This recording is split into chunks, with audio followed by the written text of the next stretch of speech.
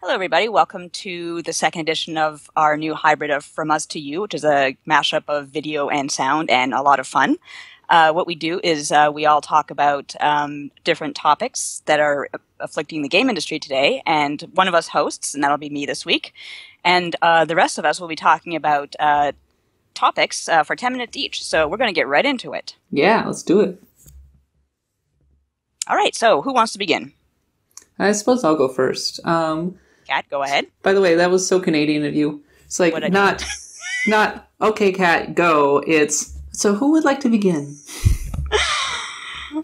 It's in our blood. I guess make you so. American. No, go ahead. My husband hasn't succeeded yet. You won't. Go ahead. All right. Anyway, yeah, so I'll talk.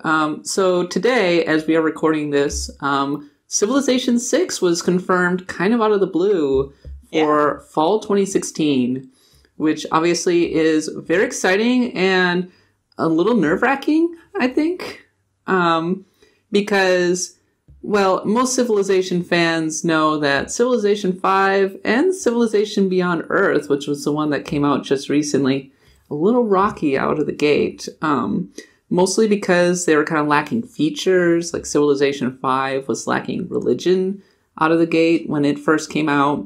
Small thing. Yep, just a little bit of a small thing.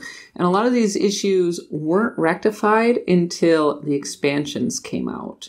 And so people are kind of going, well, Civilization 6, I don't know. I think that I might take a pass and wait until the expansions come out. I'm kind of curious, to you, Mike, especially since you kind of like strategy games, are people right to be wary? I mean, it's kind of really hard for developers, and I was thinking about this when we got another much loved sequel announced last week, which was Dawn of War 3. And the problem is that Dawn of War 3 has to compete with Dawn of War 2 after like 3 expansions. So like every Civ after a certain point has had to compete with the previous Civ plus the extra expansions. So there's kind of like, I feel kind of, yeah, they're probably going to be missing features. Like usually a lot of times what's missing is espionage, because a lot of 4X fans really love the espionage and diplomacy. And that's usually one of the first thing that gets stripped out of new 4X games. So I feel like I'm going to buy it, but I do understand the people that are like, I'll wait until the second expansion, because Civ 5 I enjoyed, but it did get much better in Gods and Kings and then in Brave New World. So yeah, a lot of Mike and Kat, when did you start with Civilization? Like, which game did you start with? I personally started with Civ 5. Oh, really? Okay. Yeah, I started with Gods and Kings. So I did dabble a bit in Civ 5, but when it came out, like, my perspective on it was, oh, wow, like, okay, so a lot of people love Civ 4 and the games that came before it, but Civ 5 is getting a lot of hate for, especially its AI. Like, the AI out of the gate was not super great. And it was pretty easy to defeat, except on all but the highest difficulty levels. And then also, it had much too high of a focus on combat in a lot of people's viewpoints. I didn't play Civ before I got to Civ 5, but I did have a lot of friends who loved Civ dearly, and I got to sit around and listen to them complain about it all the time. How about you, Mike? Like, when did you start with Civ? I just want to throw that out there because I have a response to all the Civ mania. I started with Civ on Civ 3. Okay. My hypothesis is a total failure then, because this is going to make me sound like a fake gamer boy, but I could never get into Civ. I tried and purchased 3, 4, and 5. They're all on my Steam account. But every time I play it, I'm like, this game is made for Civilization fans I don't like awful tutorials, but it is such a hard game to learn. I think I just need like a Civ coach or something because I'm actually hopeful for Civ 6. I'm like maybe this will be the one that I can finally learn, but the tutorial only takes you so far, and then it's like here's a million things you'll have to learn on your own, and I'm just like oh no, please help. That is one of the things they said in the press release. They're like, we have new tutorials this time. It was like their last bullet point. It's like so we can get everyone in on the game this time. And I think I like complicated games, and I do like complicated games. But there's just something about Civ where it just won't click with me, and I want someone to teach me, and I want the game to teach me better so I can enjoy this really cool game. Yeah, I think the thing with these grand strategy games is that you get in and maybe you like kind of learn what to do initially, but once you hit the mid game, it's easy to start feeling completely overwhelmed. That's what happened with me. Yeah. They teach you how to play that early game stuff, but once it's mid game, it's just like okay, I have like 30 options per turn. I don't know which one to start with. So exactly, you're like, what should I tech? Like, what should I be aiming for? Like, should I build more cities? Should I not build more cities? Should I go wide? Should I go tall? What about my armies? Oh my god, they have tanks and I still have spearmen. What's going on? I want to let people know that I'm not complaining. I mean, Monster Hunter is a game that I love, but Monster Hunter, I needed like a real life Monster Hunter life coach to sit with me for a couple days and be like, okay, use this item now, equip this, hit this guy here, just like things the game is not telling you that you have to figure out on your own. So it could just be like I need to hire somebody to come over and just like sit next to me and slap my hand away from the mouse. Monster Hunter life coach, call 555-HUNT. Yes, Monster Hunter life coach.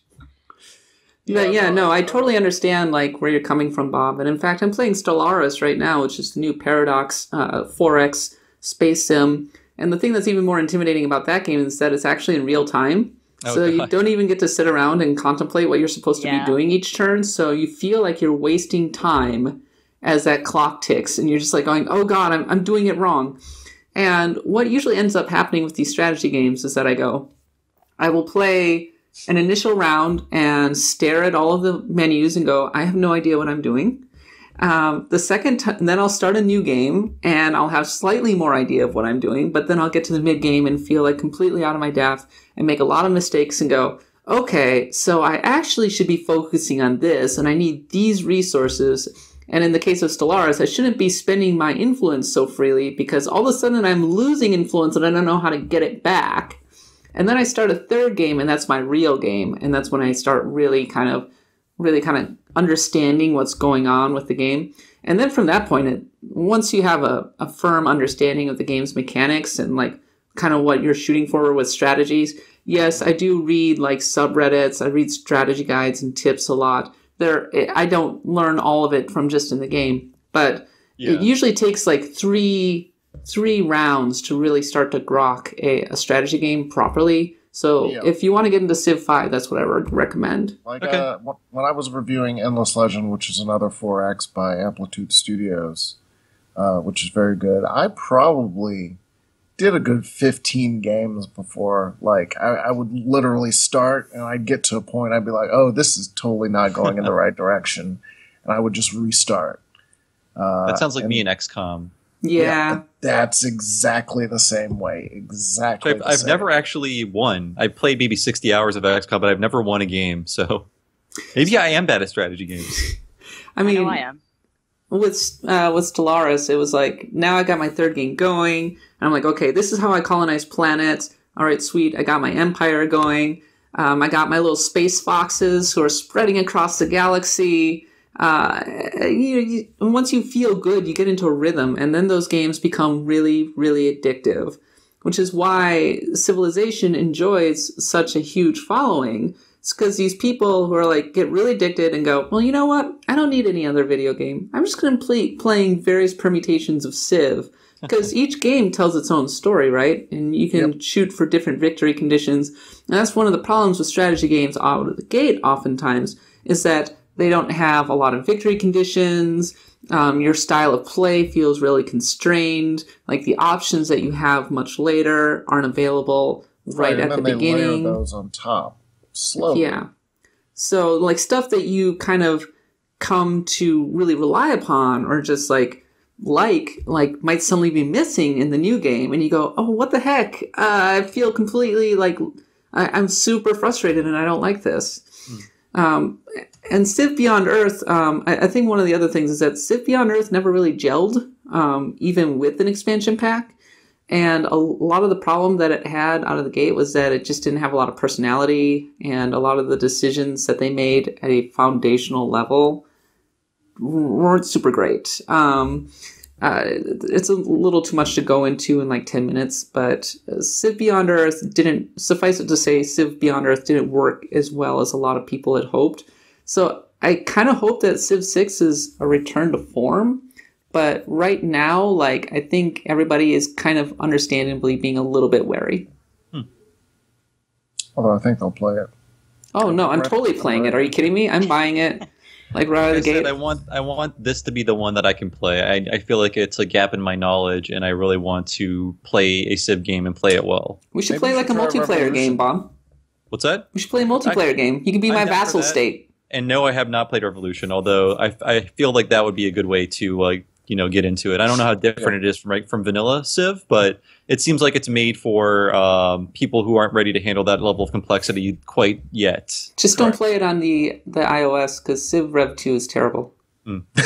Noted. Real-time strategy in general just stresses me out. I can handle turn-based, but real-time, forget it. Yeah, I just like building bases. That's it for me. It's pretty intense, but once you kind of get into the rhythm of it, it's not too bad. Here's my base. Don't invade it, please. Yes. Look, I just want to build my wall. Yeah. I think one of the most frustrating things when I'm playing a strategy game is often I'm like, I want to be friends with everybody, and I just want to trade with you, and I want to colonize planets. Oh, you're in my way. I have to go to war with you? You don't want to be my friend? Oh, I guess I have to nuke you. Sorry. Crush them early, crush them often. That's just real diplomacy in action. The moment that hooked me on Civ 5 was when I nuked Queen Elizabeth. That was a good day. Oh dear. As a Canadian, I must be shocked.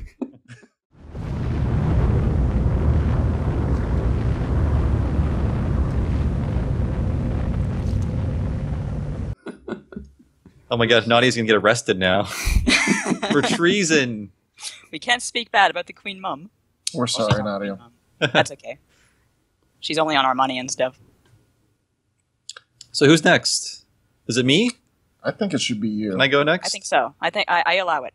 Well, we are all reeling from the recent announcement that Disney Infinity is now no more, and Avalanche Studio is being shuttered. Is it Avalanche Studios? No, I thought it was Avalanche Games or software. I never know the software. Studios and software. One is Just Cause 3. The other is the Disney Infinity. Software, I think, is the one. So it's sort of like how there are two monolith softs. Right. One is Japanese and one isn't. My first thought. Yes, there is. My first thought was, oh no, Just Cause and Mad Max. Avalanche didn't deserve to die. Oh, and I don't want to make light of 300 people losing their jobs. Because it obviously really is terrible, but I'm kind of relieved that the Just Cause studio managed to survive. Me too. And I mean, I know people enjoy these games. They're not for a 34-year-old man like myself, so I don't think my say. Apparently, they are for a 34-year-old man like Mike, although I know he might be younger than me. But I do have Amiibo. But I think that it's a very obvious case of a giant corporation owning something. And they look at what they own and they say, this doesn't make the most money. Mm-hmm. It still makes a lot of money, but it doesn't make the most money. And that's what we want to make. And I've had jobs that were shut down for those reasons. And it's a very common reason. So I think I'm not surprised. Yeah, exactly. I'm not surprised to see something like this happen when a company just has their finger in so many pies. There's a lot of collateral damage that happens when they're going over their books. And I assume that Disney Infinity was incredibly profitable. I know people like my age who love the toys don't really play the games. My friend Chris loves the figures a lot, like the little Baloo figure that just came out. It's adorable. I think they're really great toys, but again, they're not making the most money, so they've got to go. Yeah. Disney's had no problem shutting down games that they don't think are profitable. I remember in the mobile space, they worked with Nimblebit on a tiny Death Star. And one day they just shut it down, and even Nimblebit had no idea why or when. They were just one day like, hey, this game doesn't exist anymore, and we have no idea why. They'll just cut things when it comes to their games. And as far as we can tell from estimates, I read about this yesterday, Pactor, some people hear Pactor and go, but I mean, he gets paid because he does his job generally well. He's got to flip that coin every day, Mike. Yeah, it's estimated that Disney Infinity made about 200 million in revenue compared to its next competitors, which was Lego Dimensions, which I really thought should be higher, and Skylanders. So it was the most profitable Toys to Life game. But like you said, I mean, Disney, who is operating with, Disney theme parks, and probably this year they'll have 4 movies that will make over $1 billion. Yeah. And I guess they just sort of looked at it and they were like, and I said in my article, I think the issue was they licensed the Star Wars games out to EA, and Battlefront made a ton of money. Yeah. Like a ton of money. And I think Disney executives looked at that and it's like, why are we employing 300 people to make 200 million when we can just license it out and make... They'll pay us 3 times that. It's really a damn shame in that regard. So... Which is funny because Battlefront was the video game equivalent of the first week bump for a box office movie, where everybody bought it, played it for like a weekend, and then immediately returned it. Yeah. The Battlefront, the stacks of Battlefronts at GameStops are very high. Build a house out of them. I have to say, though, one bit of commentary I do want to add to this is that I really hope the next video game fad does not involve as much wasted plastic, because I would really like that. Yeah. Just thinking about how many landfills are maybe 20% Rock Band instruments, and whenever I go to a classic gaming convention, I just see like entire like cafeteria tables full of Skylanders for like $1, for $2 that no one wants. So I'm just thinking like this is all going to go into landfill. This is all going to like be on the earth for another 2 million years. Just like, can we have a disposable fad, please? Like not like maybe a recyclable fad, not disposable, I guess. But it just kind of breaks my heart. Just like what's digging that? up. Oh, can you imagine archaeologists just digging up Spyro and saying like just making up like histories based on this little tiny plastic dragon? Yeah, future archaeologists will hit the like amiibo layer of the earth and be like, what happened? The future cockroaches are gonna go, what the heck? These humans civilization made tiny men with mustaches. I don't know what this means, but they worshipped him. Yeah. That's the one angle I don't think people talk about enough, is just the amount of waste involved in the packaging, and the fact that you have a little physical thing, the fact that you're probably not going to hold on to it forever. I hope the next fad is something that is like something you can download, something that's digital, something that's not going to take up more space in our shrinking landfills. So that's my my annoyingly liberal message for this week, I guess. Save the planet, folks. Exactly. Captain Planet doesn't want you to throw away your amiibos and stuff. He wants to take pollution down to zero. I know I'm definitely part of the problem because I have amiibos and Disney Infinity figures, which I think the only time I've actually used the amiibos was when I was reviewing Fire Emblem Fates, because I actually have most of the Fire Emblem amiibos because I enjoy the characters. Yeah. Same. So otherwise, there's just a case back there that I just have them in, or the ones that are on my desk. Because they're nice figures. They are nice. Like small size for like $15. Like that's really good if you're like, oh, I like that character. For as much as I would complain about something like this, I do have maybe 4 or 5 of them, and it was just because like I like this character. I probably won't use it with the game, but now amiibos aren't as hot, so they're easier to get and they're a lot cheaper. Like I got the little squidlings for less than $10 each, which I was like, well, that's pretty cool. And I don't think I've actually used them with the game yet, but they're still sitting on my entertainment center, and I can look at them and be like, oh, I like that thing, and it makes me feel better. Yeah. But that's basically what they do for my life. But no one else is making toys that look that good out of things I really like hold personally dear. So that is one of the reasons why. Like there is no other NES toy that I could get outside of going to Japan or like ordering it from Japan. So here's what I'm going to say. I don't think Toys to Life is dead. I think that it still makes a lot of money. And video games and toys are 2 things that kids love very much, and they go together like peanut butter and jelly. So I think that Toys to Life is going to go on for a little while longer, despite the fact that Disney Infinity was apparently the most profitable. I did not realize out of all the Toys to Life. I had assumed that it was Skylanders and everybody else. Yeah, me too. There's actually, sorry, Ed. I was going to say that a lot of the things with Disney is, you're right, like Disney is thinking in terms of like scale, like how big, like they're thinking in terms of billions and not hundreds of millions, which is as unfathomable as that is. And the thing is that their Disney Interactive, like their studios, their gaming venture was never that successful. I mean, if you look back on it, like one of their flagship games was Epic Mickey, right? Yeah, they killed that. Not great, despite the involvement of Warren Spector. And then they had some mobile games. When they acquired the Star Wars license, they like made an ill-fated like X-Wing game that never really saw the light of day. So, and then they just ended up slowly but surely pawning a lot of that stuff off. Yeah. I don't know what was going on with Disney Interactive. They were in the red for years. But they just never had that one game, you know, despite I'm sure they had like all the resources that they wanted.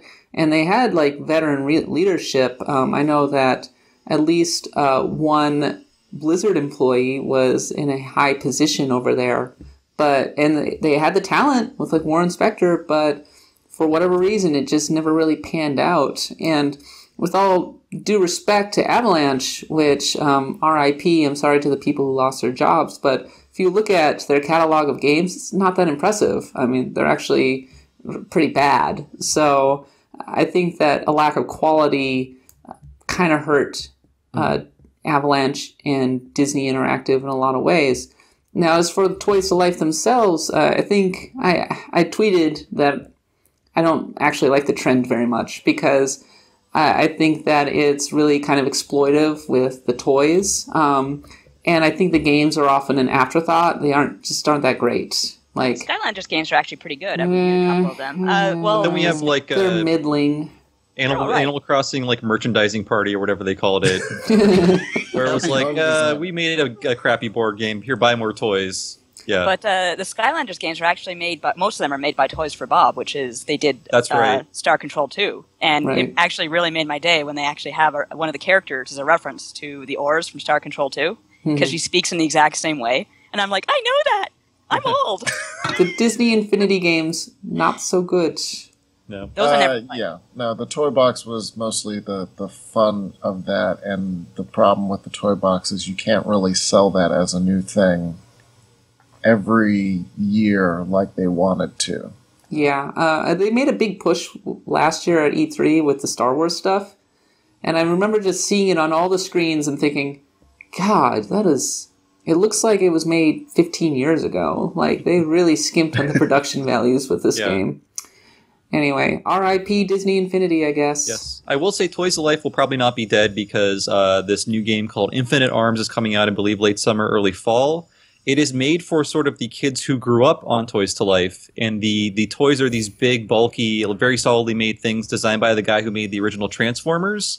And cool. I wrote a preview of it on US Gamer. If you're interested, please read it. But it's up on Toys to Life. I love that idea. We have reached that point where it's like, oh, you were into Skylanders 6 years ago. Now you're going to be a cool teen and you want to play with rad robots. So no, it can't have been that long. Has it been that long? It's been too long. We're all old. Sorry, dude. We're irrelevant. We need to get off the camera now and make way for our younger, better selves. I'm aging on camera. It's not cool. Somebody find that. Oh my God, it has been that long. It's 2000. Oh God. Yes. If you were 8 and you grew up on Skylanders, you're now a surly 14-year-old. I'm just the person in Last Crusade who turns into the skeleton. You chose poorly.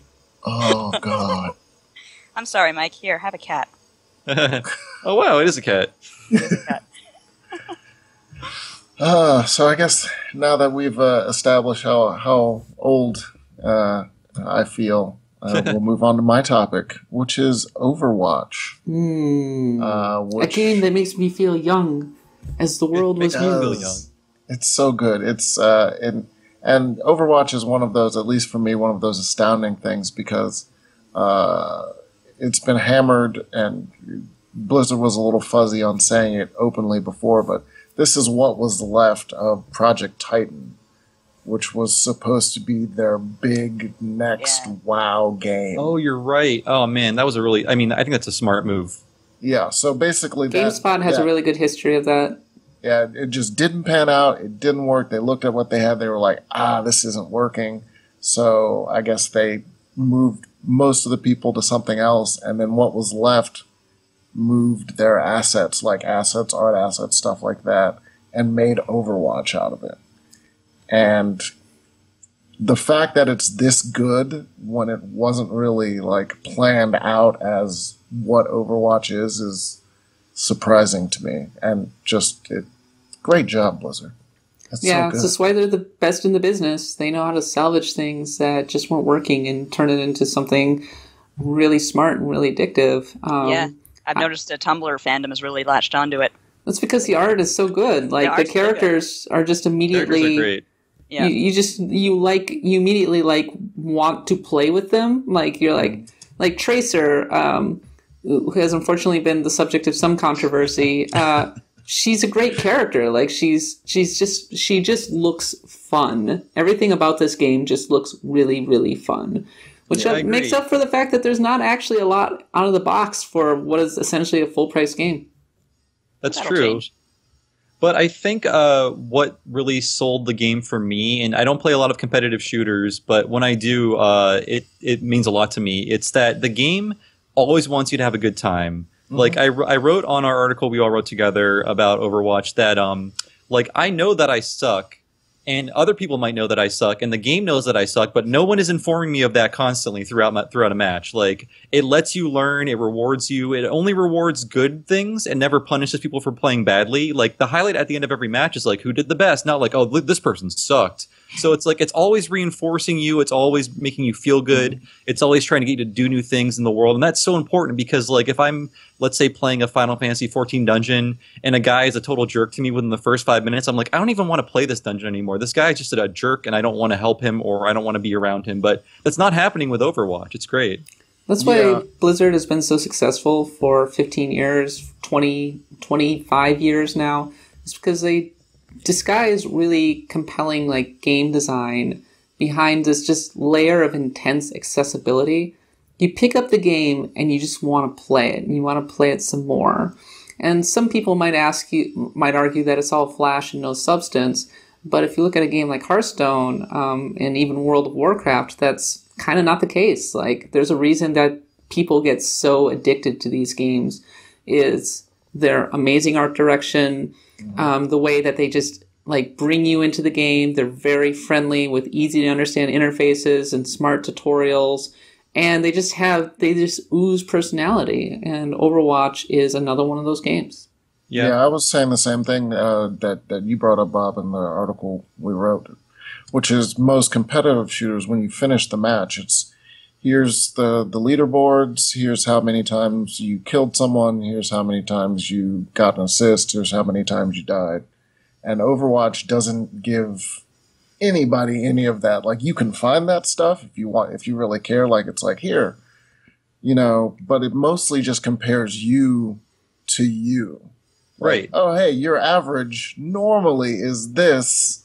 You did better than your average. Good job. Yay. Oh, that's true. It doesn't have that leaderboard that you look at and you go, God, I suck. Exactly. That's what makes it matter to me. And I mean, like, again, if you're doing badly, you're doing badly. You don't need another person or the game to reinforce that. So it is very motivational in that you're not being, like, scolded on top of the guilt you're already feeling for not helping your team. But the other thing I really like about the game compared to something like Evolve, which I thought I was going to love, is the fact that turn on the game, here's all the content. You're not going to work for it. It's all here. Everything you earn is cosmetic. Have fun. Like, we're not stretching this out to make you work for things or make it seem like a 60-hour game. It's actually an infinite hour game because you're going to want to come back and play it with many characters, with many different teams, with many different, like, kinds of matches. It's not shy about just shoving all the characters under your nose and being like, go have fun with these people. And I was like changing characters every match. It was fun. It was so much fun. And I really like the characters. Like, you were talking, Kat, about Flash. And there is a good amount of Flash, like when two characters who know each other in the game's story, which is, pretty threadbare, but still kind of fun. They'll actually talk to each other, and most of the time you're not paying attention, but sometimes you'll be like, what? Did they talk to each other? Or they'll, when they interact with certain levels that are related to them, they'll talk about it. And it's just a lot of small, fun bits that sort of draw you into the world. Yeah, Blizzard's always been really good at that, going back to Warcraft 2, where you would poke somebody and they'd go, "Stop poking me!" Wow, Yeah, ancient. and it's just weird because I said on Twitter and in the article, I mostly play solo, but for some reason with Overwatch, I added a bunch of people that I had known for a long time on like Twitter online, and like we would talk and say, "Hey, we'll play this game." But this was the first time I'd actually like, "Oh, hey, just give me your BattleNet account, let's go." And it's actually even more fun when you're in a group of people that you know. Oh, for sure. And you get an experience bonus if you play with a group, too. So it rewards you even more that way. And there is, like, for as fast-paced and everything it is, it really does reward having a good, well-balanced team. And one of the things that I really like about it is when you're selecting your character in a fighting game style, like, character select screen, by the way, which I think is awesome. That's great, yeah. It does a really good job of being like, you don't have any supports, you have too many tanks. You could really use some more of that. And it makes playing with random people a lot more fun. Now, it's not fair to constantly compare it to Battleborn, but I mean, they're kind of in the same window, and I just finished reviewing Battleborn, but the openness of Overwatch really stands in stark contrast to Battleborn for me, because, well, Battleborn was designed with kind of being a MOBA shooter thing in mind, and so there are things like a large chunk of the roster is locked at the beginning because they want you to unlock the characters, I guess. But that feels kind of stifling. Or when you're in the middle of a match, you can't switch to a different character, which I guess kind of makes sense in the light of, a MOBA. But it's not fun when it comes to a shooter because, especially if you have a bad team composition, you're just going to be in this situation where it's like, oh, this character's not working, my team sucks, you can't adjust, I'm just playing out the thread, And you might say that in a regular MOBA as well, but in like Battleborn, you have capture mode, for example, right? That's not a MOBA thing, and you should be able to change your characters on the fly, but you can't. So I'm just like, I'm sorry, Battleborn, you're a different game, and it's not fair to compare you, but its flaws just stand out so much after playing Overwatch so much over the public beta. And what hit me hard, like you said, you don't have all the characters in Battleborn unlocked. And what ended up happening was I had one character that I enjoyed playing, which was Top Hat Robot. I don't actually remember the name. The problem is Battleborn holds you to the MOBA thing, so it's single pick. So once a character is picked, that character is gone. Yeah, it's such a drag. So later in the beta, people started people would rush to get their character like real quick. And if you didn't get your character, then you were just trapped in the match with like your second best or whatever. And the robot is the sniper, but there weren't many other snipers that I also enjoyed that were available to me. So it was kind of like... Yeah, Overwatch, I think it's one of those games where I'm like, wow, they really did think of everything because they're just trying to do as much as possible to keep you from being frustrated, to keep you having fun. Like you guys said, changing characters in a match is amazing. Like, I don't like this character. I'm not doing very well with him or her. I'll just change it when I die. Boom, I'm done. What is this? What are these characters' moves? I'll hit F1 and it'll just drop down a menu and show me like instantly. So like... It is always just so motivational and just trying to encourage you to have fun and trying to give you an advantage and try to teach you at every turn. I feel like they did think of everything with this game. Nadia, I assume that you haven't had a chance to play Overwatch yet. Not yet. It's is it PC only? No, it's on PS4 and Xbox One as well. Okay, so I have no excuse. I should get into it. Yeah, you totally should. Before we finish up, I'm kind of curious, what your favorite characters are. I was talking more to Mike and Bob. What are your favorite Overwatch characters? Okay, I mean, for me, it depends on what I'm doing. So offense is usually Tracer or Pharah. Tracer on defense, Pharah on offense. Widowmaker I use a lot on defense. I don't do tank at all. And then Mercy is my healer of choice. A bunch of characters. And I spent a lot of time over the beta weekend. They had an extra mode that